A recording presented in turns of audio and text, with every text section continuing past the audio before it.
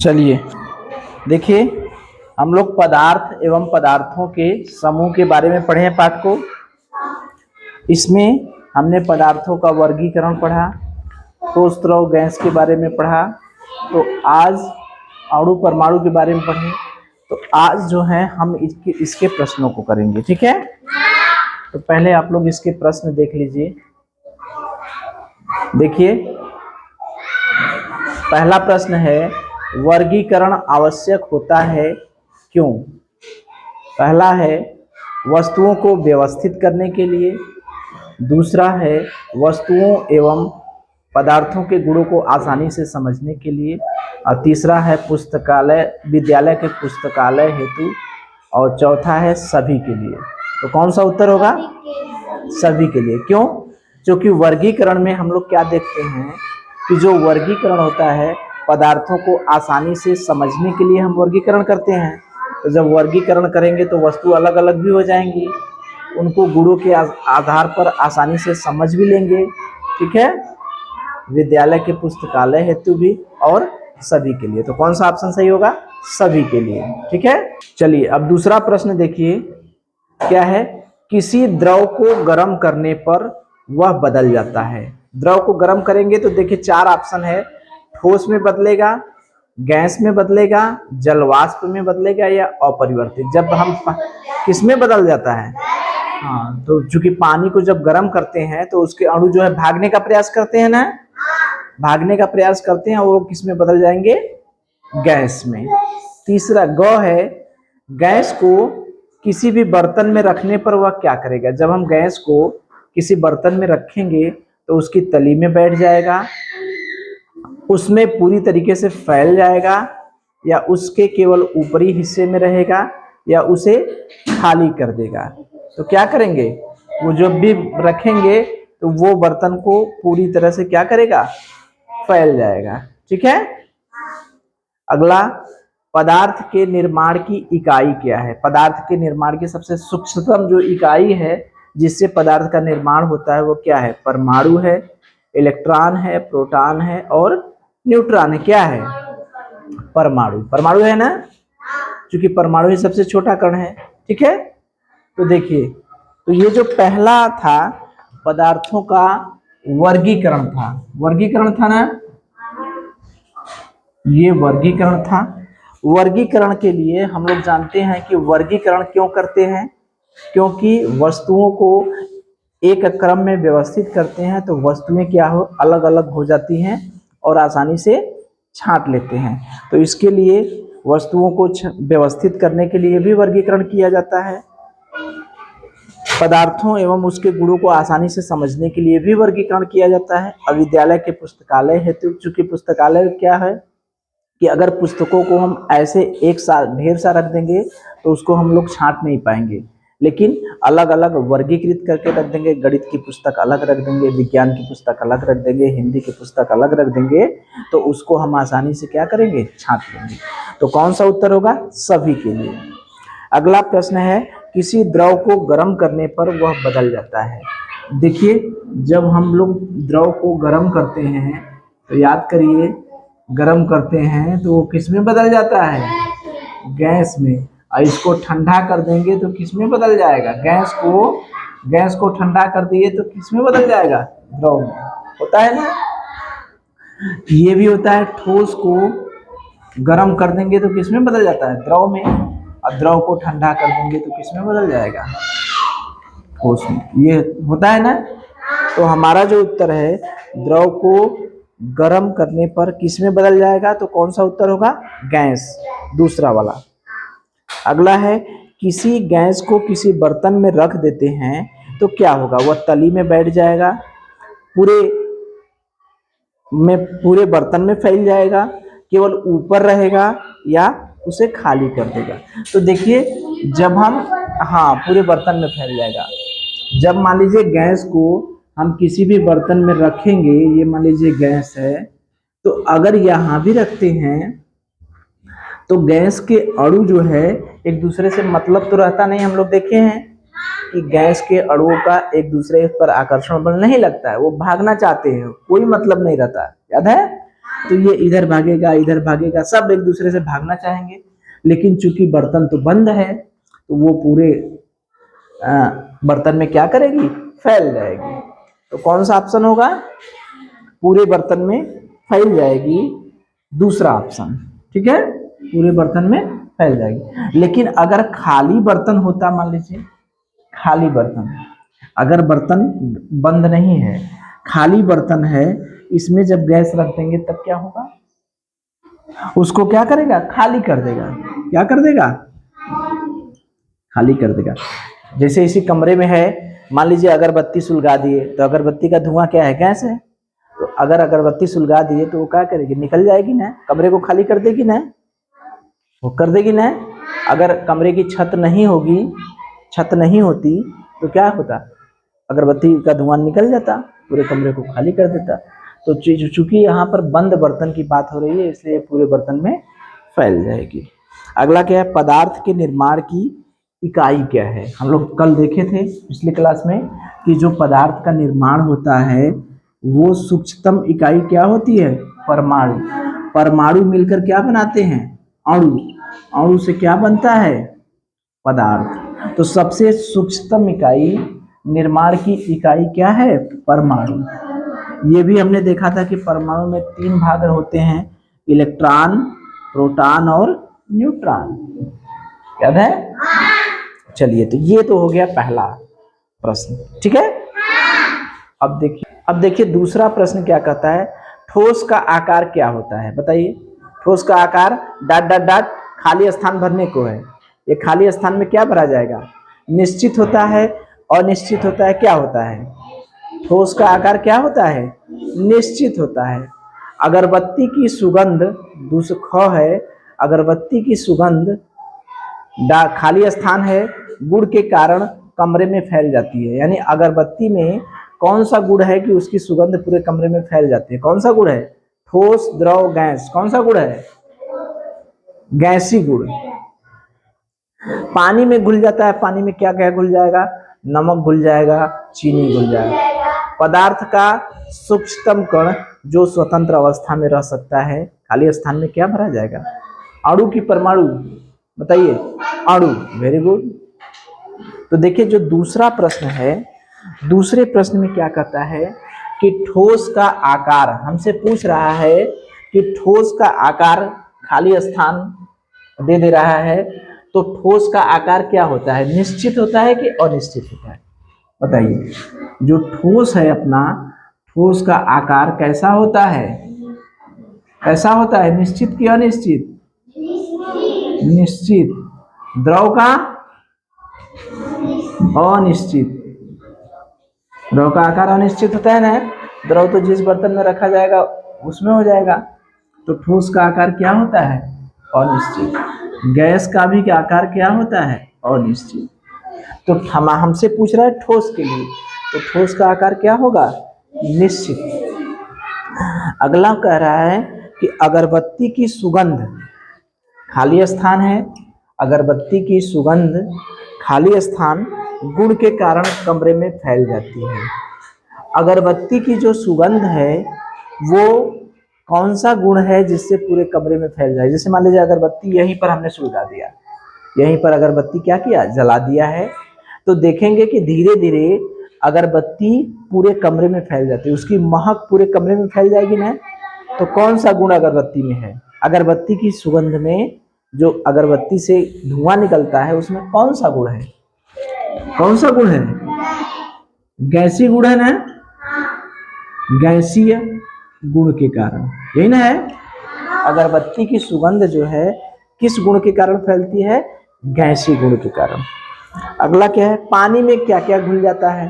तो पानी में हम लोग देखे हैं ना, पानी में घुलने को लिए नमक भी घुल जाता है, चीनी भी घुल जाता है, घुल जाता है।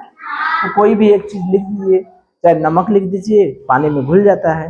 पानी में घुल जाता है लिखा है, और उसमें खाली स्थान भरना है, क्या चीज घुल जाता है, नमक घुल जाता है, चीनी घुल जाता है। ठीक है, अब देखिए अगला है खाली स्थान है, पहले खाली स्थान है, उसके आगे लिखा है कि पदार्थ का वह सूक्ष्मतम कण जो स्वतंत्र अवस्था में रह सकता है। याद करिए, हम लोग पढ़े थे स्वतंत्र अवस्था में रह सकता है और स्वतंत्र अवस्था में कौन नहीं रह सकता है। तो जो स्वतंत्र अवस्था में रह सकता है वो कौन है, अणु है कि परमाणु, बताइए कौन है, अणु, वेरी गुड। और जो स्वतंत्र अवस्था में नहीं रह सकता वो क्या है, परमाणु। स्वतंत्र अवस्था में जो नहीं रह सकता वो क्या है, परमाणु। ठीक है, तो इसका कर लेंगे। चलिए अब जो है तीसरा प्रश्न देखते हैं। चलिए तीसरा प्रश्न देखिए। प्रश्न देखिए, पदार्थ की 3 अवस्थाओं के नाम लिखिए। तीसरा का क, कौन कौन 3 अवस्थाएं हैं? देखिए पहले पढ़ लीजिए। क है पदार्थ की 3 अवस्थाओं के नाम लिखिए। ख है पदार्थ की उस अवस्था का नाम लिखिए जिसमें आयतन और आकृति दोनों निश्चित होते हैं। पदार्थों के वर्गीकरण से क्या समझते हैं? पारभासी किसे कहते हैं? 4 प्रश्न है टोटल ना। तो देखिए तीसरा का जो प्रश्न है उसमें हमारे पास 4 प्रश्न है, क, ख, ग और घ, है ना। तीसरा का जो है उसमें क है, ख है, ग है और घ है। तो देखिए पदार्थ की 3 अवस्थाएं कौन कौन होती हैं, बताइए मुझे, कौन कौन होती हैं 3 अवस्था? हाँ कौन कौन? ठोस, द्रव, गैस, यही है ना। पदार्थ की जो 3 अवस्थाएं हैं वो कौन कौन है? ठोस, द्रव, गैस। शुरुआत में ही हम लोग पढ़े थे, ठीक है। अब अगला प्रश्न है, पदार्थ की उस अवस्था का नाम, ख है, पूछ रहा है कि पदार्थ की उस अवस्था का नाम लिखिए जिसमें आयतन और आकृति, आयतन भी निश्चित हो और आकृति भी निश्चित हो। कौन सी अवस्था है बताइए? हम लोग प्रैक्टिस किए थे कि जब पढ़ रहे थे तभी हम देखे, यदि उस पदार्थ का नाम बताइए जिसका आकार और आयतन दोनों निश्चित होता है, वो कौन सा पदार्थ है? कौन सा है? ठोस, वेरी गुड, ठीक है। अगला है, पदार्थों का वर्गीकरण से क्या तात्पर्य है, यानी वर्गीकरण क्यों करते हैं? वर्गीकरण, हम वर्गीकरण की परिभाषा पढ़े होंगे कि उनके लक्षणों के आधार पर, कैसे? लक्षणों के आधार पर अलग अलग करते हैं, अलग अलग समूह में बांट लेते हैं, याद है। पदार्थ को उनके लक्षणों के आधार पर अलग अलग समूह में बांट लेते हैं, क्यों? क्योंकि उनकी पहचान क्या हो जाए, आसान हो जाए। पहचान क्या हो जाए, आसान हो जाए, याद है ना। वर्गीकरण क्यों करते हैं? उनकी पहचान आसानी से हो जाए।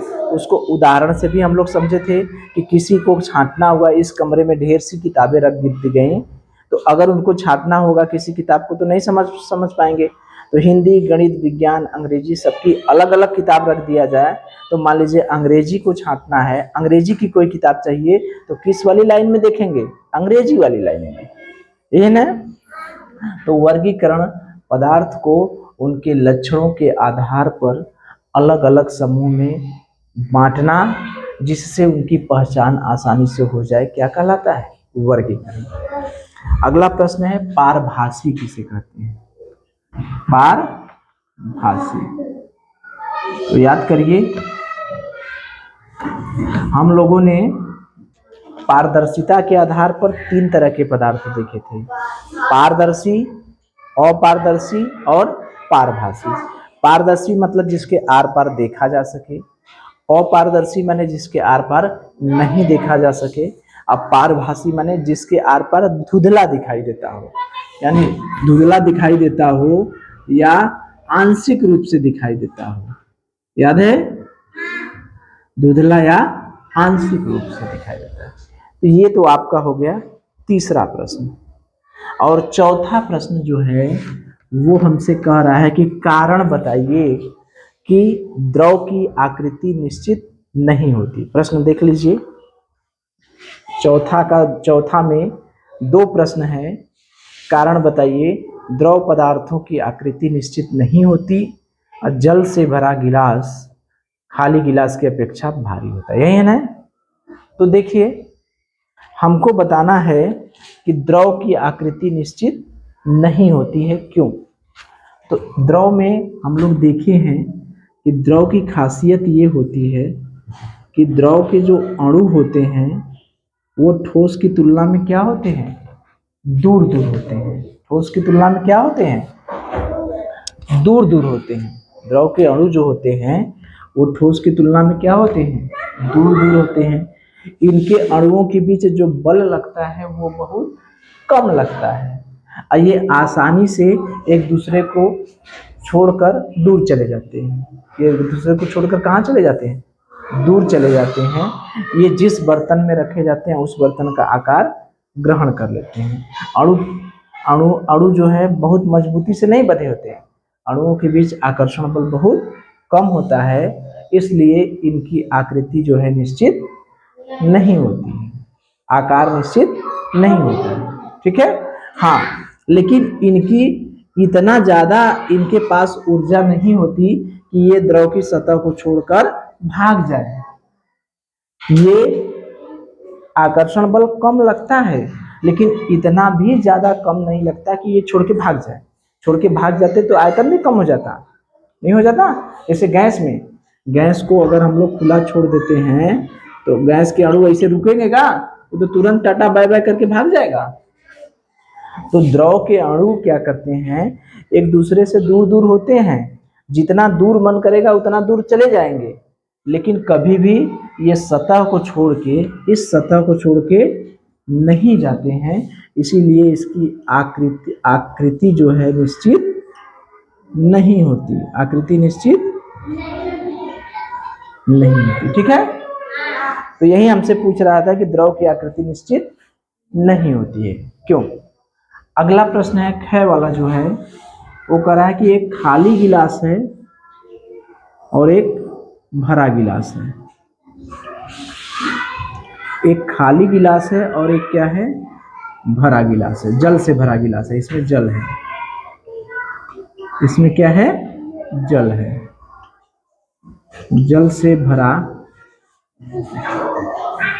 गिलास। तो कौन भारी होगा बताइए। अगर हम इसको पहला कर दें और इसको दूसरा कर दें तो कौन भारी होगा। एक खाली गिलास है और एक जल से भरा गिलास है, तो कौन सा गिलास भारी होगा, जल से भरा। लेकिन हमें क्या बताना है, कारण बताना है कि कौन सा कारण है जिस वजह से जल से भरा गिलास भारी होगा, क्यों। इसमें कौन कौन वजन है, गिलास है, इस खाली वाले में क्या है बताइए, वायु है, हवा है, नहीं है क्या। जैसे इस कमरे में हम लोग कहें कि क्या है, तो क्या है बताइए, हवा है। तो इस खाली गिलास में क्या है, हवा। तो गिलास प्लस हवा। और यहां पर क्या क्या है, गिलास प्लस जल। तो मुझे बताइए हवा भारी होता है कि जल भारी होता है, कौन भारी होता है, जल जो है भारी है।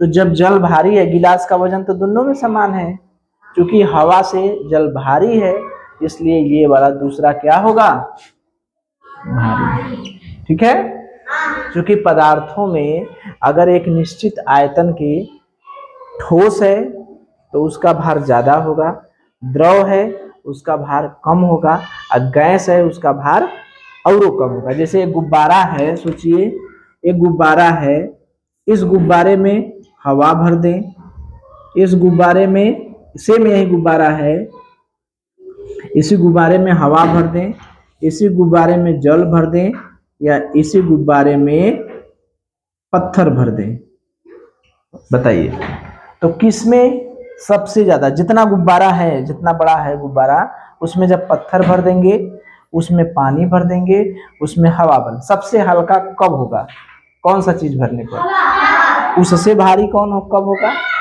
जल भरने पर, और सबसे भारी कब होगा, पत्थर भरने पर। ठीक है, तो ये हो गया। चलिए अभी चलिए देखिए, ठोस द्रव गैस, कैसे पता चलेगा कि पदार्थ स्थान घेरता है? कैसे पता चलेगा कि पदार्थ क्या करता है? स्थान घेर। गुब्बारा है, गुब्बारा जब खाली है तो गुब्बारे में कुछ है? खाली गुब्बारा है, कुछ है? खाली गुब्बारा है, पिचका है, पिचका है, कुछ है उसमें? नहीं है। लेकिन गुब्बारे में हमने हवा भर दिया तो गुब्बारा फूल जाता है कि नहीं? यानी गुब्बारा क्या किया? स्थान घेर लिया। गुब्बारे में पानी भर देंगे तब भी फूल जाता है। तो पानी या हवा क्या है? पदार्थ है ना? यही ना है पदार्थ। तो हमें पता चल गया कि नहीं पदार्थ स्थान घेरता है। तो कौन से प्रयोग से पता चलेगा कि पदार्थ स्थान घेरता है? हम गुब्बारे में हवा भर देंगे। जब तक गुब्बारे में हवा नहीं है, गुब्बारा क्या है? पिचका है। गुब्बारे में जैसे ही हवा भर देंगे गुब्बारा फूल जाएगा, नहीं फूल जाएगा? तो पदार्थ पता चलेगा कि हमारा पदार्थ क्या है? स्थान घेरता है। अब देखिए, ठोस को द्रव में कैसे बदलेंगे, द्रव को ठोस में कैसे बदलेंगे? ठोस को द्रव में बदलने के लिए क्या करते हैं? गर्म करते हैं। बर्फ है, बर्फ को गर्म करेंगे तो वो पिघल के पानी नहीं बन जाएगा। अब पानी है, पानी को ठंडा कर देंगे, फ्रिज में रख देंगे तो क्या बन जाएगा? ठोस में। तो ठोस को द्रव में बदलने के लिए क्या करते हैं हम? क्या करेंगे? गर्म करेंगे। और द्रव को ठोस में बदलने के लिए क्या करेंगे? ठंडा करेंगे।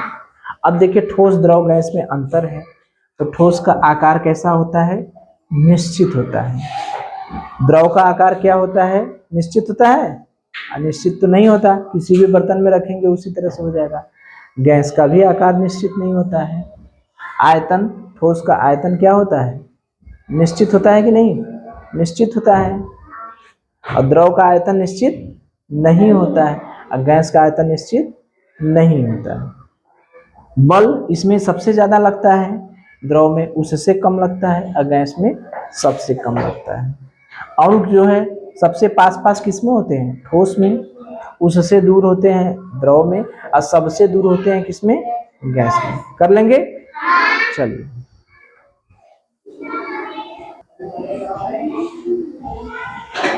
छठवां है, देखिए, पारदर्शिता के आधार पर पदार्थ कितने प्रकार के होते हैं? पढ़े हैं हम लोग ना?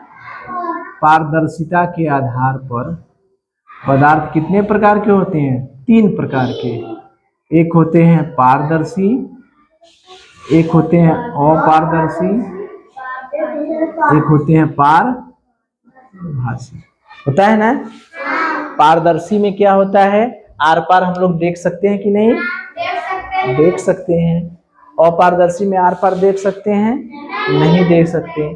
पारभासी में आर पार देख सकते हैं, धुंधला देख सकते हैं, या थोड़ा थोड़ा देख सकते हैं। तो पारदर्शी का उदाहरण क्या है? कांच या पानी। अपारदर्शी का उदाहरण क्या है? लकड़ी और कागज। अब पारभासी का उदाहरण क्या है? तेल लगा कागज, या घिसा हुआ कांच, या ट्रेसिंग पेपर। ठीक है। अब देखिए, 7वां क्या है? परिवेश में पाए जाने वाली 3 कठोर और मुलायम वस्तुओं के नाम। कठोर वस्तु और मुलायम, ये सब तो आप लोग ही बता दें। बताइए, कठोर वस्तु बताइए। हाँ, लोहा, लकड़ी, कांच। ठीक है, 3 हो गया। मुलायम बताइए। रबर और रबर की गेंद, और बताइए। रुई और ऊन भी हो गया। और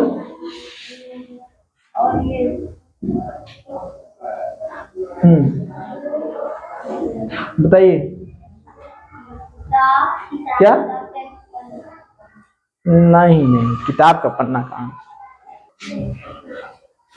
चलिए बताइए। स्पंज, रबड़ की गेंद, रुई, ऊन। स्पंज भी हो सकता है, 3 बताना है ना? तो स्पंज भी हो सकता है। 8वां देखिए, 8वां क्या है? चुंबक किन किन पदार्थों से निर्मित पदार्थों को अपनी ओर आकर्षित करता है? बताइए। चुंबक जो है किन किन पदार्थों को अपनी ओर आकर्षित करता है? ऐसे पदार्थ जो लोहे से बनी होती है। इसके अलावा निकिल भी होता है, कोबाल्ट, हाँ कोबाल्ट, निकिल का होता है NiCO का, कोबाल्ट। लोहे से भी बनी होती है वस्तु, उसको भी आकर्षित कर लेगा। निकिल से बनी होगी वस्तु, उसको भी आकर्षित कर लेगा। कोबाल्ट से बनी होगी वस्तु, उसको भी आकर्षित। तो चुंबक किन किन पदार्थों से बनी वस्तुओं को आकर्षित करता है? लोहे से बनी होगी, निकिल से बनी होगी या कोबाल्ट से बनी होगी। 9वां देखिए, अपने आस पड़ोस दिखाई देने वाली पारदर्शी, अपारदर्शी और पारभासी वस्तुओं के नाम लिखिए। तो लिख ही लेंगे। पारदर्शी में कौन कौन है? कांच, जल।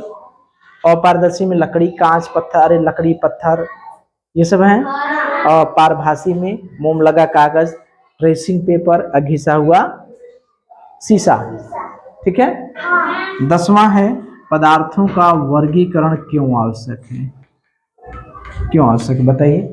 वर्गीकरण से ही तो हम पदार्थों को अलग अलग छांट लेते हैं। वर्गीकरण से ही तो हम पदार्थों को अलग अलग पहचान लेते हैं। तो वर्गीकरण क्यों आवश्यक है? क्योंकि वर्गीकरण से ही हम पदार्थों को अलग अलग छांट लेते हैं और वर्गीकरण के आधार पर अलग अलग क्या करते हैं? पहचान लेते हैं।